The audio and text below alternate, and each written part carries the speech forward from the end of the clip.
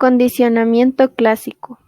Iván Pavlov, a principios del siglo XX, descubrió que los animales pueden aprender a responder a determinados estímulos a partir de sus reflejos incondicionados, experimentando con perros a los que se les enseñó a salivar al escuchar el sonido de una campana.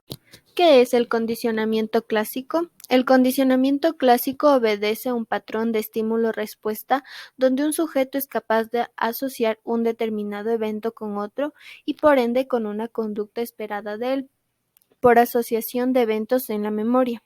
Los principios del condicionamiento respondiente se utilizan, entre otros, para la adquisición de hábitos como el control de esfínteres. Los estímulos pueden clasificarse en sensoriales, propioceptivos y verbales. El condicionamiento en el aula es un proceso de aprendizaje en el que un estímulo neutro se asocia con un estímulo incondicionado, que provoca una determinada respuesta hasta que la sola presencia del estímulo neutro desencadena una respuesta análoga a la que origina el estímulo incondicionado. Ejemplo de condicionamiento en el aula: el timbre para la hora de recreo. En todos los planteles educativos anuncian la hora de recreo. Esto a manera de que se repite, los alumnos le asocian como una sensación de libertad y de reposo que experimentan en la hora de receso. Condicionamiento operante.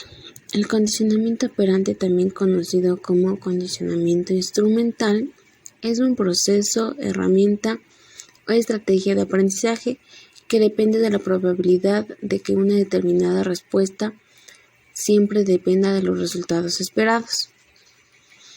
Es una técnica de modificación del comportamiento que se utiliza para el refuerzo positivo, refuerzo negativo, ignorar y castigar para inducir un comportamiento posesivo o destructivo.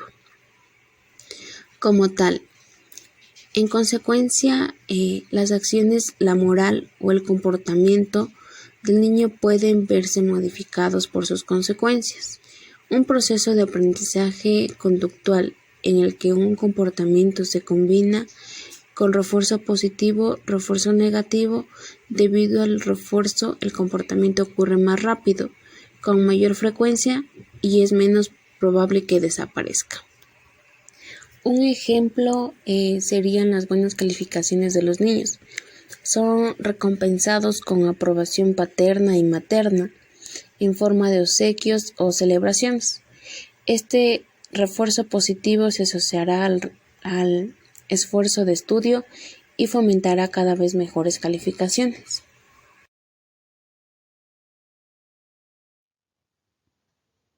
Estímulos positivos y negativos. El refuerzo positivo se da cuando la conducta conlleva a la obtención de un premio. Skinner, 1904-1990. Esta corriente psicológica afirma que distintos tipos de estímulos provocan distintos tipos de respuesta. El hábito constituye la relación entre la respuesta y el estímulo. El refuerzo es un estímulo que sigue a la respuesta y afecta la probabilidad de repetición. El estímulo positivo se recibe a través de refuerzo positivo con palabras alentadoras y motivadoras, premios como algún tipo de regalo o gestos amables para motivar a aquel que pone en práctica la conducta deseada. Un ejemplo: si te acabas la comida tendrás un postre dulce. Como conclusión, las cosas materiales también pueden entrar en juego en los refuerzos positivos, como un postre o un juguete. Incluso puede ser algo material, como ir a un parque o ver a los primos. El estímulo negativo significa ausencia o retirada de un estímulo agradable cuando se realiza una conducta inadecuada. Un ejemplo: un niño a quien su madre regaña cuando no limpia su habitación. En el momento en que empieza a hacerlo, los gritos y los castigos cesarán. Como conclusión, esto quiere decir que en caso la recompensa no es conseguir algo positivo, sino la desaparición del estímulo que lo provoca. La superstición de la paloma es un experimento clásico de Skinner. Se llevó a cabo en el año de 1948, en el cual participaron 8 palomas hambrientas. Fueron introducidas en la llamada caja Skinner, Uno de los aspectos más importantes del experimento fue las respuestas condicionadas que adoptaron las palomas. Por ejemplo, una de las palomas aprendió a dar vueltas en sentido contrario a las de las agujas del reloj alrededor de la caja. Otra paloma pegaba su cabeza a una de las esquinas superiores de un modo muy característico, y un tercer sujeto desarrolló la respuesta de sacudir la cabeza. Cada paloma desarrollaba una respuesta propia. Fue así que daba la impresión de que las palomas se comportaban de ese modo tan particular, creyendo que provocarían la aparición de la comida. Nada más lejos de la realidad. Es por ese motivo que esta conducta se le denomina supersticiosa. Proyecto Paloma. El proyecto fue dirigido por Skinner. Consistió en entrenar palomas para ser usadas en la Segunda Guerra Mundial como proyectiles suicidas. Skinner llamaba a su clase conductismo radical. Es la filosofía de la ciencia del comportamiento. Busca entender el comportamiento como una función del medio ambiente del pasado. El refuerzo positivo y negativo. Refuerzo es un proceso de incrementación de la frecuencia de ocurrencia de una determinada conducta. Refuerzo positivo. Se trata de proporcionar algún tipo de recompensa o reconocimiento para propiciar que se repita el comportamiento deseado por parte del niño o niña. Ejemplo, cuando tu hijo haya tenido un buen comportamiento, le puedes dar una recompensa para que vea que una buena conducta tiene consecuencias positivas para él.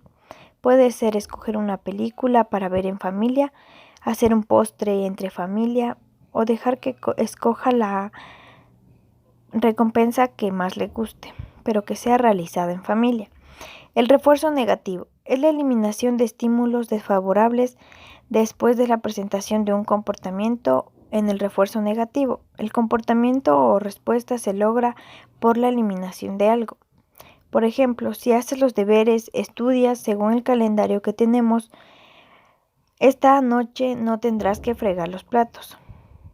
La explicación es un refuerzo negativo porque se consigue eliminando o restando un estímulo, en este caso uno considerado no deseable, como es el fregar platos.